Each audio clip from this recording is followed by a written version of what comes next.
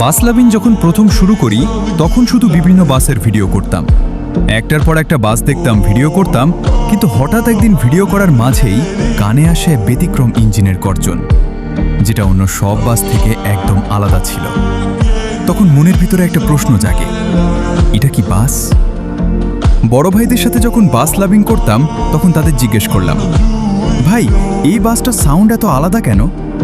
তখন তারা বলল, এটা হচ্ছে হিনো AK-1J, জাপানি এক কিংবদন্তি বাস।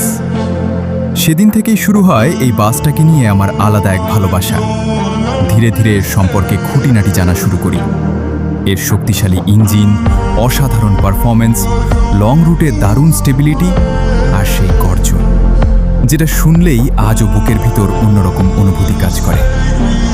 এই বাস শুধু একটা যানবাহন না, এটা হাজারো বাস লাভারের আবেগ, শৈশব, ভালোবাসা আর স্মৃতির একটা অংশ। সময়ের সাথে হয়তো আরও আধুনিক বাস আসবে, আরও ভালো ফিচার আসবে, কিন্তু হিনো 1J যেই জায়গাটা বাস লাভারদের মনে তৈরি করেছে, সেই জায়গাটা হয়তো আর কেউ কখনো নিতে পারবে না।